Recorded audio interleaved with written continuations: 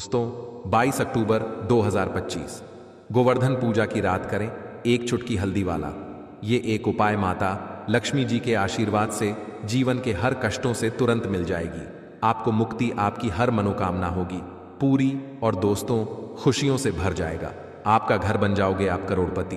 क्योंकि दोस्तों इस बार गोवर्धन पूजा के दिन बहुत सारे शुभ योगों का निर्माण हो रहा है जो कि कई वर्षों बाद आया है। इसीलिए दोस्तों इस दिन का महत्व बहुत ही ज्यादा बड़ा होता है और इस दिन आप लोगों को यह एक चुटकी हल्दी वाला उपाय जरूर करना चाहिए जो कि पंडित जी ने अपनी अभी की ही कथा में यहाँ पर बताया हुआ है। तो दोस्तों इस उपाय को आपको कैसे करना है, कब करना है, कहाँ पर करना है और उपाय को करते समय आपको किन किन बातों का ध्यान रखना है, ये सारी जानकारी हम आपको इस वीडियो में देंगे। तो चलिए दोस्तों वीडियो में आगे बढ़ते हैं। देखिए यह दिन इतना खास होता है, इतना महत्वपूर्ण होता है। देखा गया है कभी कभी बड़े बड़े पूजा पाठ अनुष्ठान से जो मनोकामना पूर्ण नहीं होती है वह आज 22 अक्टूबर 2025 गोवर्धन पूजा के दिन एक छोटे से उपाय करने से ही आपकी सभी मनोकामना पूर्ण हो जाती है। और बहुत सारे लोगों ने इस उपाय को किया भी है और उनको इस उपाय को करने का फल भी जरूर मिला है। अगर आप लोग भी इस उपाय को आज 22 अक्टूबर 2025 गोवर्धन पूजा के दिन करना चाहते हैं तो आप इस उपाय को पहले अच्छे से समझ लेना, सुन लेना, उसके बाद करना। आपको इस उपाय का फल जरूर मिलेगा और इस उपाय को करने से आपके घर में चाहे किसी भी प्रकार की दुख और समस्या क्यों ना चल रही हो, आपको उसका कारण भी नहीं पता है कि भाई ये समस्या किस कारण से चल रही है, तो उसका कुछ भी कारण हो सकता है। जैसे पितृदोष हो सकता है, शनि दोष हो सकता है, किसी भी तरह का मंगल दोष भी हो सकता है और भी बहुत तरह के दोष होते हैं, कुछ भी हो सकता है। पर आपको इस उपाय को करने के लिए अपने दोष को पता लगाने की भी जरूरत नहीं है। आज 22 अक्टूबर 2025 गोवर्धन पूजा के दिन इस एक चुटकी हल्दी वाला उपाय को आप लोगों को कर लेना है। दोस्तों अब हम समझते हैं इस वाले उपाय को हमें करना किस समय है। तो सबसे पहली बात दोस्तों हम समझते हैं कि यह एक चुटकी हल्दी वाला उपाय करना किसको है। तो देखिए यहां पर सीधी सी बात है कि यह एक चुटकी हल्दी वाला उपाय जो उपाय है यह किस लिए किया जा रहा है। यह मनोकामना को पूर्ण करने के लिए किया जा रहा है या आपके जीवन में जो दुख और परेशानियां हैं उनको दूर करने के लिए किया जा रहा है, या आपका कोई बड़ा काम है जो कि नहीं हो पा रहा है, आप उसके लिए इस उपाय को कर सकते हो। तो सीधी सी बात यह है कि आप अपनी किसी भी प्रकार की मनोकामना के लिए इस वाले उपाय को कर सकते हो। तो यह उपाय वह व्यक्ति कर सकता है जिस व्यक्ति को अपनी किसी भी प्रकार की मनोकामना भगवान शिव जी से पूर्ण करवानी हो।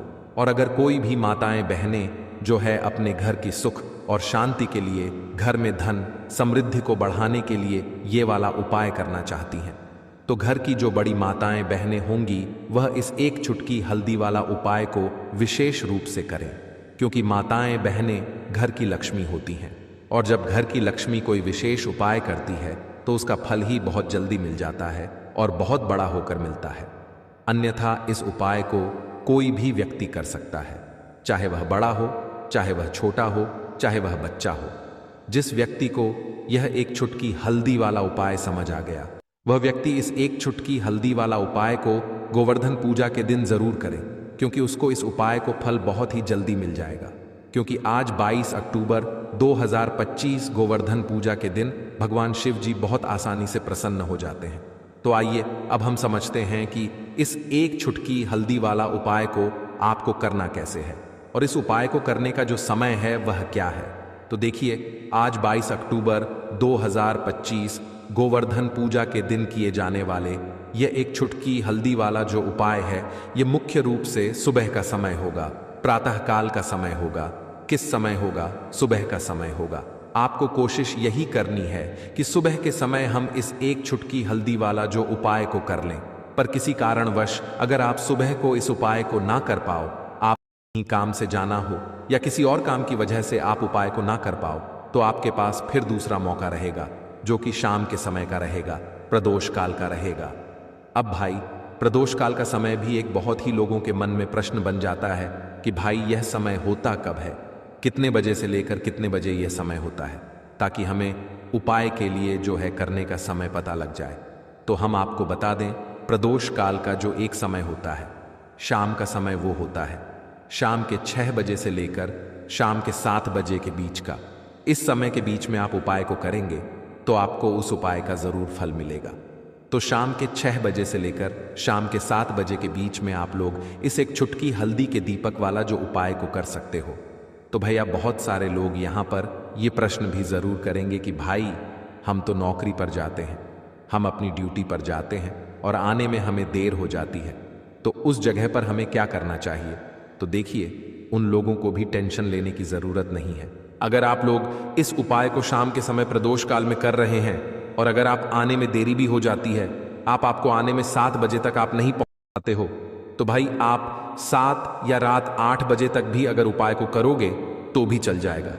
और अगर इससे भी थोड़ा देर हो जाती तो भी आप उपाय को कर सकते हो, क्योंकि आज 22 अक्टूबर 2025 गोवर्धन पूजा का दिन है। यह दिन बहुत ही कम आता है, पूरे साल भर में एक बार, इसलिए जब आपको मौका मिल जाए, जब आप इस उपाय को जरूर कर लेना। कोई भी उपाय हो आप कभी भी कर सकते हो गोवर्धन पूजा के दिन। बस कोशिश करना कि समय के थोड़ा अंतर्गत ही कर लो, पर किसी कारणवश अगर ना कर पाओ तो फिर आप थोड़ा देरी से भी कर सकते हो, आपको उपाय का फल जरूर मिलेगा। पूज्य गुरु जी ने कहा कि जब भी गोवर्धन पूजा का दिन पड़े तो आपको सिर्फ और सिर्फ एक चुटकी हल्दी वाला उपाय करना है। इससे आपके जीवन में अगर धन वैभव की समस्या चल रही है, अगर आप रुपए पैसों के लिए बहुत ज्यादा परेशान रहते हैं, आर्थिक तंगी चल रही है, कई बार आप प्रयास बहुत करते हैं, मेहनत बहुत करते हैं, लेकिन आपको धन प्राप्त नहीं हो पाता है, आप मेहनत करने के बावजूद भी सफल नहीं हो पाते हैं, आप अपने व्यापार में असफल हो जाते हैं, नौकरी करने के प्रयास में असफल हो जाते हैं, किसी भी कार्य में अगर आप असफल हो रहे हो या फिर आपको धन की हानि हो रही हो, तो गुरुजी ने कहा कि आपको यह छोटा सा उपाय इस गोवर्धन पूजा में जरूर करना चाहिए। तो चलिए जानते हैं इस विशेष उपाय के बारे में। लेकिन उससे पहले एक प्रार्थना, अगर आप वास्तुशास्त्र ज्ञान चैनल पर नए हैं तो कृपया चैनल को सब्सक्राइब अवश्य कर लें और वीडियो को लाइक करके कमेंट बॉक्स में जय श्री हरि विष्णु जी, जय माता लक्ष्मी जरूर लिख दें, जिससे कि भगवान श्री हरि विष्णु जी और माता लक्ष्मी जी की कृपा सदैव आप और आपके परिवार पर बनी रहे और आपको कभी भी धन से संबंधित किसी प्रकार की कोई कमी ना हो। आज का यह वीडियो बहुत ही खास होने वाला है, क्योंकि गोवर्धन पूजा की तिथि में किए जाने वाले 3 विशेष उपाय आज आपको इस वीडियो में बताए जाएंगे। यह उपाय आप अपनी समस्या के अनुसार कर सकते हैं। इन उपायों में आपको धन प्राप्ति के उपाय बताए जाएंगे, आपकी मनोकामना पूर्ति के उपाय बताए जाएंगे, जीवन में किसी भी प्रकार के संकट चल रहे हैं, समस्याएं चल रही हैं, तो उनको दूर करने के उपाय बताए जाएंगे। चलिए जानते हैं पूज्य गुरु जी द्वारा बताए गए सबसे पहले और सबसे खास उपाय के बारे में। इस उपाय के लिए आपको सबसे पहले जरूरत पड़ेगी एक चुटकी हल्दी की। अब यह एक चुटकी हल्दी का उपाय आज 22 अक्टूबर गोवर्धन पूजा के दिन धन प्राप्ति के लिए आपको एक चुटकी हल्दी डालकर एक दीपक अपने घर में जलाना है। यह एक दीपक हल्दी डालकर घर में अगर आपने कार्तिक महीने के किसी भी बुधवार के दिन जला दिया तो धन दौलत आप संभाल नहीं पाओगे। जितनी भी आपके घर में धन की कमी है, आपके जीवन से, आपके घर से दूर हो जाएगी और माँ लक्ष्मी की कृपा से आपके घर में धन इतनी तेजी के साथ आना शुरू हो जाएगा जिसके बारे में आप कल्पना भी नहीं कर सकते हैं। देखिए, हल्दी जो होती है, सबसे पहले तो आपको बता दें, यह आपके गुरु ग्रह को मजबूत करती है ना। और जो हमारा गुरु ग्रह होता है, यही हमें धन देने का काम करता है। अधिक से अधिक धन हमारे जीवन में हमें गुरु ग्रह से ही मिलता है। अब देखिए, कुंडली में गुरु ही अगर मजबूत नहीं है तो व्यक्ति अपने जीवन में हमेशा धन को लेकर, पैसे को लेकर परेशान रहता है। हल्दी डालकर एक दीपक अगर आप गोवर्धन पूजा के दिन जलाते हैं तो ऐसा समझ लीजिए गुरु ग्रह भी मजबूत हो जाता है। जीवन में बहुत तेजी के साथ आपके घर में, आपके पर्स में, आपकी तिजोरी में पैसा आना भी शुरू हो जाता है। तो चलिए बात कर लेते हैं। सबसे पहला उपाय कौन सा है जो कि दिन करना है, और पहला उपाय है मनोकामना पूर्ति के लिए। अब कोई भी ऐसी आपकी विश है, कोई इच्छा है जो बहुत लंबे टाइम से अधूरी है, पूरी होती ही नहीं है, तो कार्तिक महीने के किसी भी बुधवार के दिन यह पहला उपाय कर लेना तो मनोकामना पूर्ति का उपाय है और तुलसी मैया से जुड़ा हुआ यह उपाय है। देखिए, श्री हरि विष्णु को अगर जल्दी से जल्दी प्रसन्न करना है, कोई भी विश अपनी पूरी करनी है, मनोकामना पूरी करनी है, तो उसके लिए आपको हमेशा बुधवार के दिन तुलसी से जुड़े उपाय करने चाहिए। ठीक है ना? तो करना क्या है आपको, देखिए, सबसे पहले तो आपको तुलसी के 5 पत्ते लेने हैं। अब ध्यान रहे कि बुधवार के दिन, एकादशी के दिन भूल कर भी तुलसी के पत्ते आपको नहीं तोड़ने हैं। 5 तुलसी के 5 पत्ते लेंगे और 5 पत्ते जो हैं वह आपको श्री हरि विष्णु की मूर्ति या प्रतिमा के सामने बुधवार के दिन रखने हैं और साथ ही साथ एक देसी घी का दीपक आपको जलाना है। श्री हरि विष्णु के सामने उनसे प्रार्थना करनी है कि हे श्री हरि विष्णु, मेरी यह विनती है, मेरी यह मनोकामना है, मेरी ये प्रार्थना है, बहुत लंबे समय से अटकी है, अधूरी है, इसे आप पूरा कर दीजिए, है ना? इसके बाद ओम नमो भगवते वासुदेवाय नमः इस मंत्र का 11 बार जाप कर लेना, माँ तुलसी का ध्यान कर लेना। और यह उपाय करने के बाद अपनी मनोकामना जब आप श्री हरि विष्णु से कहते हैं, तो कोई भी ऐसी इच्छा, कोई भी विश आपकी नहीं है जो अधूरी रहे। श्री हरि विष्णु आपकी बड़ी से बड़ी मनोकामना को भी बहुत जल्दी पूरा कर देते हैं, क्योंकि तुलसी दल जैसे ही आप श्री हरि विष्णु को अर्पित करेंगे, श्री हरि विष्णु आपके बिना कहे सब कुछ आपको आपके जीवन में देते हैं, जो आप उनसे मांग लेते हैं। आपकी हर मनोकामना को वो पूरा कर देते हैं, क्योंकि तुलसी मैया श्री हरि विष्णु को सबसे ज्यादा प्रिय है। तुलसी माता का महत्व आप ऐसे समझ सकते हैं कि बिना तुलसी दल के श्री हरि विष्णु कोई भोग भी ग्रहण नहीं करते हैं और उनकी पूजा भी तुलसी मैया के बिना अधूरी मानी जाती है। तो श्री हरि विष्णु को प्रसन्न करके आप अपनी मनोकामना को जरूर पूरा करें और बुधवार के दिन ये छोटा सा उपाय जरूर करें। चलिए अब बात करते हैं, हल्दी डालकर एक दीपक आपको अपने घर में किस जगह पर जलाना है और कैसे ये हल्दी वाला दीपक आपको रातों रात महाधनी, महाकरोड़पति बना देगा और जीवन से हमेशा के लिए गरीबी और निर्धनता को दूर कर देगा। अब देखिए, आपकी रसोई घर में रखा हुआ, जो किचन में रखा हुआ जो मसाला है, जिसे हम हल्दी बोलते हैं, हल्दी कोई साधारण वस्तु नहीं होती है। हल्दी जुड़ी हुई है श्री हरि विष्णु से और हल्दी आपके गुरु ग्रह को बहुत ही मजबूत कर देती है ना? अब हल्दी का उपाय आप ऐसे समझ सकते हैं, हल्दी का महत्व ऐसे समझ सकते हैं कि जब भी हम कोई शुभ काम करते हैं, कोई शादी है, विवाह है, कोई भी काम करते हैं, गृह प्रवेश करते हैं, उसमें हम हल्दी जरूर लेते हैं, क्योंकि हल्दी जो होती है ये बहुत ही शुभ होती है। हल्दी जो है अपने आसपास हमेशा सकारात्मक ऊर्जा को बनाए रखती है। हल्दी के आसपास दूर दूर तक नेगेटिव एनर्जी, नकारात्मक ऊर्जा, नजर दोष जैसी चीजें बिल्कुल नहीं ठहरती हैं, है ना? तो हल्दी जो है यह श्री हरि विष्णु को भी बहुत जल्दी प्रसन्न कर देती है, क्योंकि श्री हरि विष्णु से जुड़ी हुई है। श्री हरि विष्णु की पूजा में हल्दी का उपयोग करते ही करते हैं। अब हल्दी वाला दीपक कहाँ जलाना ना है, अपने घर पर अब बात कर लेते हैं इसकी। और इस दीपक को जलाते ही आप अपने जीवन में खुद चमत्कार देखेंगे और खुद आप देखेंगे कि कैसे आपके जीवन में रातों रात धन आना शुरू हो जाएगा।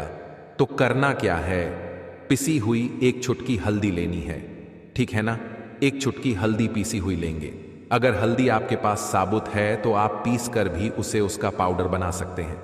एक चुटकी पिसी हुई हल्दी, एक देसी घी का दीपक तैयार करेंगे, गोल बाती इसके अंदर लगानी है और इसी दीपक के अंदर एक चुटकी हल्दी डालनी है, मंत्र बोलते हुए। मंत्र कौन सा रहेगा?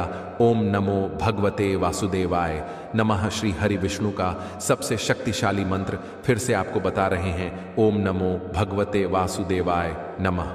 इस मंत्र का जाप करते हुए ही, ठीक है ना, आपको वो चुटकी भर हल्दी उस दीपक के अंदर डाल देनी है। 2 बार इस मंत्र का जाप करेंगे। बस अब आपको क्या करना है कि यह जो हल्दी का दीपक आपने तैयार करा है, यह दीपक आपको कहाँ जलाना है? 2 जगह पर इस दीपक को आप जला सकते हैं। पहला, अगर आपके घर में तुलसी जी का पौधा है, ठीक है ना, क्योंकि इस टाइम पर बहुत सारे लोग हैं जिनके घर में तुलसी जी का पौधा सूख चुका है, तो वो लोग क्या करेंगे उसके लिए भी बताएंगे। अब जिनके घर में तुलसी जी का पौधा है वो तो इस दीपक को तुलसी जी के पौधे के पास लगाएंगे, और जिन लोगों के घर में तुलसी जी का पौधा सूख चुका है वो क्या करेंगे? तो देखिए, वो लोग इस दीपक को अपने घर के मंदिर में श्री हरि विष्णु की मूर्ति या प्रतिमा के सामने शाम के समय में लगाएंगे। यह जो दीपक वाला उपाय है, हल्दी वाला दीपक, जो आप लगाएंगे अपने घर में, चाहे तुलसी जी के पौधे के पास लगा रहे हैं या फिर घर के मंदिर में लगा रहे हैं, यह उपाय आपको गोवर्धन पूजा के दिन शाम के समय में ही करना है। अब शाम के समय में क्यों, देखिए, जो माँ लक्ष्मी की पूजन हम करते हैं ना, माँ लक्ष्मी का जो पूजन हम करते हैं वह सबसे ज्यादा उत्तम और सबसे ज्यादा बढ़िया माना जाता है शाम को, क्योंकि शाम के समय में ही धन की देवी माता लक्ष्मी जो है यह भ्रमण पर निकलती हैं। और श्री हरि विष्णु को जब आप प्रसन्न करते हैं, उनसे जुड़े उपाय करते हैं, उनके लिए पूजा अर्चना करते हैं, तो सीधे सीधे माँ लक्ष्मी आपसे प्रसन्न हो जाती हैं, क्योंकि माँ लक्ष्मी कहाँ होती हैं? जहाँ श्री हरि विष्णु होते हैं। अब श्री हरि विष्णु से जुड़ा हुआ उपाय कर रहे हैं। अब दीपक के जो जितने भी उपाय होते हैं ना, ये ज्यादातर शाम के ही होते हैं। और तुलसी जी के पौधे के पास एक दीपक हल्दी वाला अगर आप लगा देते हैं तो रातों रात आपका भाग्य चमक जाता है, आपकी सोई हुई किस्मत जाग जाती है और आपको महाधनी महाकरोड़पति बनने में भी देर नहीं लगती है। यह 101 नहीं 501 पर सत्य है। बस पूरी सच्ची श्रद्धा से उपाय करें। श्री हरि विष्णु के ऊपर, मां लक्ष्मी के ऊपर विश्वास करके उपाय करें। आपका उपाय भी सफल होगा और आपके जीवन से हमेशा के लिए निर्धनता और गरीबी भी दूर होगी। तो हल्दी वाला दीपक तुलसी जी के पौधे के पास आप कार्तिक महीने के बुधवार के दिन शाम के समय में जरूर जलाएं। तो चलिए बात कर लेते हैं अब अपने बहुत ही छोटे और बहुत ही उत्तम उपाय के, जो कि रर लक्ष्मी के वास के लिए है। बहुत सारे लोग हैं जो कहते हैं कि घर में धन तो आता है, घर में पैसा तो आता है, रुपया तो आता है, लेकिन रुकता नहीं है ना? हमारे घर में फिजूल खर्ची बहुत होती है। बहुत सारे लोग ऐसे कहते हैं।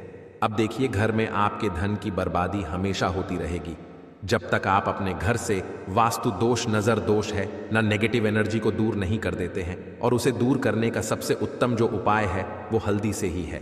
जी हाँ, आपको क्या करना है, फिर से आपको यहाँ पर हल्दी लेनी है, पिसी हुई हल्दी आपको थोड़े से जल के अंदर डाल लेनी है। जो जल आप लेंगे उसके अंदर आपको हल्दी डाल लेनी है और इस हल्दी वाले जल का छिड़काव आपको गोवर्धन पूजा के दिन सुबह के समय अपने घर के मुख्य दरवाजे पर करना है। घर में जितने भी कमरे हैं सभी कमरों में करना है, घर के आंगन में भी करना है, ठीक है ना? शौचालय, वॉशरूम आदि को छोड़कर सभी जगह करना है। तो देखिए, हल्दी वाला जो जल होता है, सबसे पहले आपको बता दें, जितनी भी आपके घर में नेगेटिव ऊर्जा, नजर दोष, ऐसी चीजें जो हैं ये आपके घर से दूर होती हैं। दूसरी, हल्दी जो होती है ये एक दिशा से नहीं, 4 दिशाओं से सुख, सौभाग्य और धन को खींचने का काम करती है। दूसरी चीज, श्री हरि विष्णु बहुत जल्दी प्रसन्न होते हैं उस व्यक्ति से जो अपने घर में हल्दी वाले जल का छिड़काव करता है। तो बहुत ही उत्तम उपाय है। अगर आपके घर में पैसा नहीं रुकता है, बहुत ज्यादा फिजूल खर्ची है, पर्स में पैसा नहीं रुकता, तिजोरी धन की खाली रहती है, तो किसी भी गुरुवार के दिन आप यह उपाय करें और फिर आप खुद देखेंगे कि पैसा जो आपके घर में आएगा वह आपके घर में रुकेगा और कभी भी आपके जीवन में फिजूल खर्ची नहीं होगी। तो गोवर्धन पूजा के बहुत ही उत्तम उपाय आपको बताए हैं, जरूर से उपाय को करें। आज मैं आप लोगों को गोवर्धन पूजा संबंधित संपूर्ण जानकारी बताऊंगा और इस वीडियो में बताऊंगा कि गोवर्धन पूजा के दिन हमें गौ माता को क्या खिलाने से हमारे घर में धन की प्राप्ति होती है, तथा गोवर्धन पूजा संबंधी संपूर्ण जानकारी इस वीडियो में बताऊंगा। अपना कम से कम 8 से 10 मिनट का बहुमूल्य समय जरूर दें, फिर आपको समझ में आ जाएगा कि हमें जो है गोवर्धन पूजा क्यों करनी चाहिए और हमें गौ माता को इस दिन अंकुर क्यों खिलाना चाहिए। वीडियो को ध्यान से देखना, वास्तुशास्त्र ज्ञान चैनल में बने रहना, आपको संपूर्ण जानकारी इसी चैनल में प्राप्त होगी। भक्तों, इस बार दिवाली की तिथि की वजह से गोवर्धन पूजा की तारीख को लेकर कंफ्यूजन बना हुआ है और लोगों में असमंजस है कि गोवर्धन पूजा 21 अक्टूबर मंगलवार को मनाई जाएगी या फिर 22 अक्टूबर बुधवार को। ऐसे में भक्तों, सबसे पहले जानते हैं गोवर्धन पूजा कब है 2025 में और गोवर्धन पूजा का शुभ मुहूर्त क्या है। हर साल कार्तिक माह के शुक्ल पक्ष की प्रतिपदा तिथि के दिन गोवर्धन पूजा होती है और इस दिन घरों में गोबर से गोवर्धन पर्वत यानी गिरिराज जी महाराज बनाए जाते हैं। फिर उनका विधि विधान से पूजन होता है। ये पर्व दिवाली के अगले दिन अमावस्या तिथि समाप्त होने के बाद प्रतिपदा तिथि में मनाया जाता है। वैदिक पंचांग के अनुसार उदया प्रतिपदा तिथि 22 अक्टूबर को मान्य रहेगी। इसलिए गोवर्धन पूजा का त्योहार भी इसी दिन मनाना उत्तम रहेगा। हिंदू पंचांग के अनुसार कार्तिक शुक्ल पक्ष प्रतिपदा तिथि की शुरुआत 21 अक्टूबर को शाम 5:54 से प्रारंभ होगी और 22 अक्टूबर को रात 8:16 पर समाप्त होगी। गोवर्धन पूजा दिन बुधवार 22 अक्टूबर 2025 को मनाई जाएगी। 22 अक्टूबर को सुबह 6:25 से शुरू होकर सुबह 8:40 तक आप पूजा कर सकती हैं। वहीं शाम को 3:22 से शुरू होकर 5:45 तक इस पूजा को करने का शुभ मुहूर्त रहेगा। देखो भक्तों, गोवर्धन पूजा के दिन भगवान श्री कृष्ण और गोवर्धन पर्वत और गायों की पूजा की जाती है। गोवर्धन पूजा में अन्नकूट का भी बहुत ही महत्व है। जी हाँ, गोवर्धन पूजा में अन्नकूट का बहुत बड़ा महत्व है। अन्नकूट का भोग भी सामर्थ्य अनुसार जरूर लगाना चाहिए। कहीं कहीं लोग मूंग दाल और बाजरे को मिलाकर खिचड़ी बनाते हैं, तो कहीं कहीं अन्नकूट में भगवान श्री कृष्ण को 56 भोग का प्रसाद भी लगाया जाता है। इस प्रक्रिया को अन्नकूट कहा जाता है। भक्तों, आइए जानते हैं गोवर्धन पूजा पर चढ़ाए जाने वाले अन्नकूट प्रसाद का 56 भोग के बारे में, अर्थात इसका क्या महत्व है। अगर आज की वीडियो आप मिस करते हैं तो फिर सारी जिंदगी आप इस प्रकार की जानकारी को पाने से वंचित रह जाएंगे, क्योंकि कोई भी आपको YouTube में इतने विस्तार से नहीं बताएगा जितना आज हम यानी वास्तुशास्त्र ज्ञान चैनल आप लोगों को विस्तार से बताएगा। देखिए, आइए जानते हैं अन्नकूट, अर्थात नाम से ही स्पष्ट है अन्नकूट। जैसे इसके नाम से लगता है कि यह बहुत सारे अनाजों का मिश्रण होता है। तरह तरह के पकवानों से भगवान की पूजा की जाती है। इस प्रसाद को अलग अलग बांटने की बजाय इकट्ठा बांटा जाता है। इस मिश्रण का स्वाद निराला होता है। भगवान ने इस अन्नकूट के प्रसाद में कई सारी सब्जियां मिलाकर देखिए। भगवान का इस प्रकार का जो प्रसाद है, इसमें कई प्रकार की सब्जियां मिलाकर आप मिक्स कर सकते हैं। जैसे खड़ी है, चावल है, पूरी है, रोटी है, मूंग की खिचड़ी है, बाजरा है, हलवा है। सामर्थ्य के अनुसार जो भी आपसे बने भगवान के प्रसाद में इस प्रकार की चीजों को मिलाकर भगवान को भोग लगा सकते हैं। आइए जानते हैं अन्नकूट की कथा की शुरुआत। तो कुछ कथाओं में इस प्रसाद के बारे में कहा गया है कि जब भगवान कृष्ण ने देवराज इंद्र के घमंड को चूर करते हुए गोवर्धन पर्वत की पूजा की और इंद्र ने गुस्से में बहुत ही ज्यादा वर्षा की, तब भगवान श्री कृष्ण ने सभी वृंदावन वासियों को लेकर गोवर्धन पर्वत के नीचे आ गए थे और इसी पर्वत के नीचे लगातार 7 दिन बिताए थे। इस दौरान सभी ने अपने साथ लाए हुए जो खाद्य सामग्री, जितने भी वहां के रहने वाले लोग थे, सभी ने खाद्य सामग्री लाई और दोनों को मिलाकर बांटकर आपस में खाया। इसका स्वाद इतना ज्यादा अद्भुत था कि इसे खाने के लिए स्वयं भगवान कृष्ण ललचा गए थे। बाद में वह अन्नकूट प्रसाद के रूप में गोवर्धन पर्वत को भोग लगाकर खाया जाने लगा। खुद भगवान कृष्ण ने सुप्रिय प्रसाद का हर वर्ष गोवर्धन पूजा करके भोग लगाकर अन्नकूट उत्सव मनाने की आज्ञा दी। दोस्तों, वास्तुशास्त्र ज्ञान चैनल के इस वीडियो में जानते हैं कि गोवर्धन पूजा किस प्रकार से की जाए। भक्तों, अब आप लोगों को अन्नकूट के बारे में जानकारी प्राप्त हो गई है। अब गोवर्धन पर्वत की किस प्रकार से पूजा की जाए। तो गोवर्धन पूजा करने के लिए आपको सबसे पहले घर के आंगन में गोबर से गोवर्धन का चित्र बनाएं। इसके बाद रोली, चावल, खील बताशे, जल, दूध, पान, केसर, फूल और दीपक जलाकर गोवर्धन भगवान की पूजा करें। कहा जाता है कि इस दिन विधि विधान से सच्चे दिल से गोवर्धन भगवान की पूजा करने से साल भर भगवान श्री कृष्ण की कृपा बनी रहती है। चलिए, इस वीडियो में आप लोगों को गोवर्धन पर्वत से जुड़ी हुई संपूर्ण जानकारी बताऊंगा। दोस्तों, इस वीडियो में आप लोगों को बताऊंगा कि हम जो है गोवर्धन पर्वत की पूजा क्यों करते हैं। साथ ही साथ में गोवर्धन पूजा की जो कथा बताऊंगा, इस कथा को अगर कोई भी व्यक्ति सच्चे मन से सुनता है तो ऐसे व्यक्ति के जीवन में चल रही सभी प्रकार के कष्ट तत्काल समाप्त होते हैं। ऐसे व्यक्ति की सभी प्रकार की मनोकामनाओं की पूर्ति होती है, ऐसा माना जाता है। इस कथा को अगर सच्चे मन से सुने तो कोई भी आपकी मनोकामना हो, चाहे कितनी भी बड़ी मनोकामना हो, वह मनोकामना की पूर्ति हो जाती है। आइए जानते हैं। वास्तुशास्त्र ज्ञान YouTube चैनल में देखिए, भगवान श्री कृष्ण स्वयं नारायण का अवतार है। लेकिन क्या आप जानते हैं कि महाभारत काल में भगवान श्री कृष्ण ने किसे पूजनीय बताया है? गोकुल वृंदावन के लोगों को किसकी पूजा करने के लिए प्रेरित किया था? देवकी नंदन। भगवान श्री कृष्ण ने गोकुल और वृंदावन के लोगों को गोवर्धन पर्वत की पूजा करने के लिए प्रेरित किया था। तभी से भक्तजन इस पर्वत की पूजा करते हैं।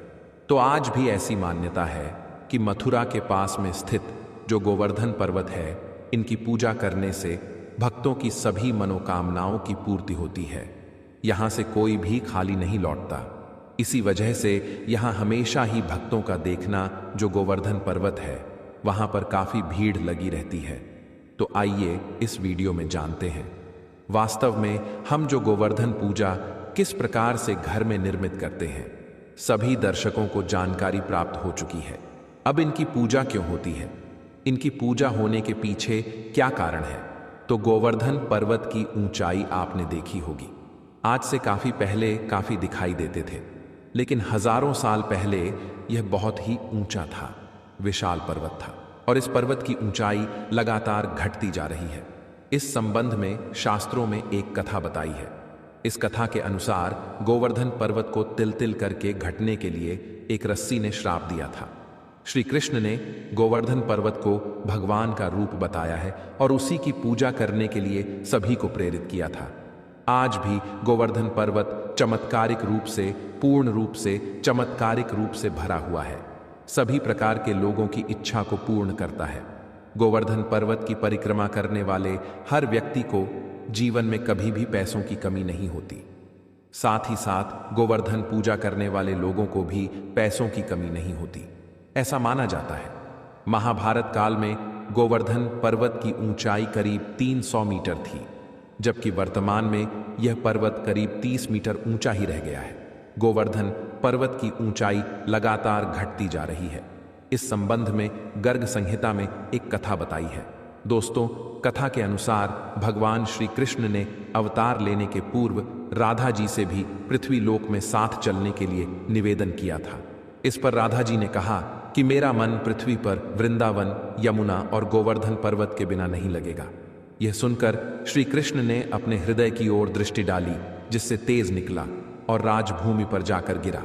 यही तेज पर्वत के रूप में परिवर्तित हो गया। शास्त्रों के अनुसार यह पर्वत रत्न, झरने, कदम आदि वृक्षों से सुशोभित है और अन्य सामग्री भी इसमें उपलब्ध थी। इसे देखकर राधा जी बहुत प्रसन्न हुई तथा भगवान श्री कृष्ण के साथ उन्होंने भी पृथ्वी पर अवतार धारण किया। चलिए वास्तुशास्त्र ज्ञान चैनल के इस वीडियो में जानते हैं कि गोवर्धन पूजा के दिन हमें गाय को कौन सी वह एक चीज खिलानी चाहिए। भक्तों, हमारे प्राचीन धर्म ग्रंथों में गाय को एक अत्यंत महत्वपूर्ण और पवित्र पशु माना जाता है। शास्त्रों में गाय को माता कहा गया है और समस्त देवी देवता का पूजन। माता के शरीर में 33 कोटि देवी देवताओं का निवास होता है। गाय एक अत्यंत पवित्र, निर्मल, शांत, निष्पाप जीव है। ऋग्वेद में इसे संसार का पालन पोषण करने वाली कामधेनु माता कहा गया है। इसके दर्शन मात्र से मनुष्य के हजारों पाप नष्ट हो जाते हैं। इसीलिए कभी इस निष्पाप गौ माता पर अत्याचार नहीं करना चाहिए। गाय को कभी मारना नहीं चाहिए और कभी उन्हें कष्ट नहीं देना चाहिए। गाय को मारना शास्त्रों में सबसे बड़ा पाप माना गया है। दोस्तों, भगवान श्री कृष्ण को गायों से विशेष लगाव था। उन्हें गौ माता बहुत अधिक प्रिय थी। श्री कृष्ण के अनुसार गायों की सेवा करना ही सर्वश्रेष्ठ धर्म है। इससे बड़ा पुण्य का कार्य संसार में दूसरा कोई नहीं। कलयुग की भविष्यवाणी करते हुए भगवान श्री कृष्ण कहते हैं कि कलयुग में जब धर्म का लोप हो जाएगा, तब मनुष्य गाय की सेवा नहीं करेंगे। मनुष्य केवल दूध के लिए ही गाय को पालेगा, दूध के लिए गाय को बहुत कष्ट देगा, जिसके परिणाम स्वरूप कलयुग में पाप और धर्म उसके चरम पर होगा। कलयुग के अंत का लक्षण बताते हुए श्री कृष्ण कहते हैं, जब संसार से गाय समाप्त हो जाएंगी तब कलयुग का अंत होगा। जो मनुष्य कलयुग में भी गाय की निस्वार्थ भाव से सेवा करेगा, वह सुख समृद्धि प्राप्त करेगा। जो स्त्री रसोई में बनी पहली रोटी गौ माता को खिलाएगी, वह सदा सुहागिन और सौभाग्यशाली रहेगी। जो लोग अपने घर में गाय से प्राप्त पंचगव्य को रखेंगे, उसके घर में कभी दुख दरिद्रता नहीं आएगी। दोस्तों, हमारे धर्म के सभी शास्त्रों में गाय की सेवा को ही सर्वश्रेष्ठ माना गया है।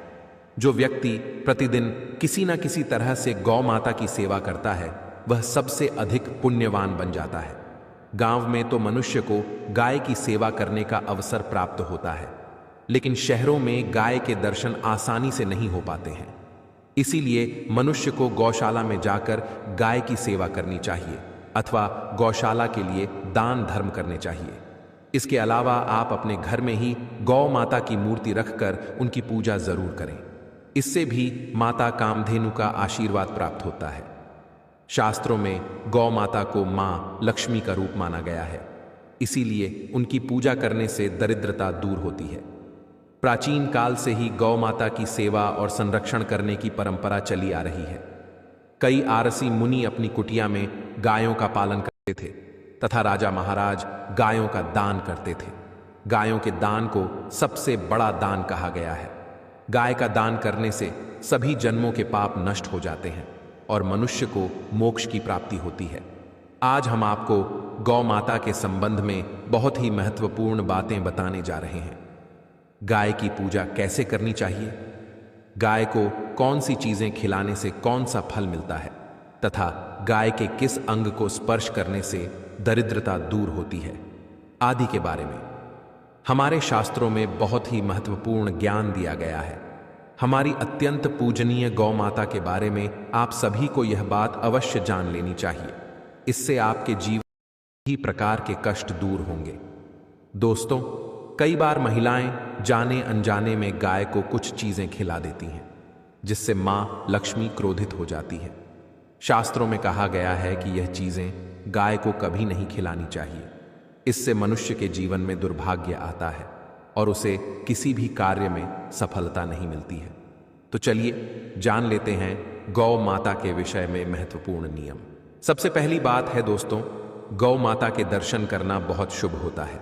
शास्त्र कहते हैं रोज सुबह गाय के दर्शन होने से पुण्य की प्राप्ति होती है और सुबह गोबर के दर्शन होने से लक्ष्मी की प्राप्ति होती है।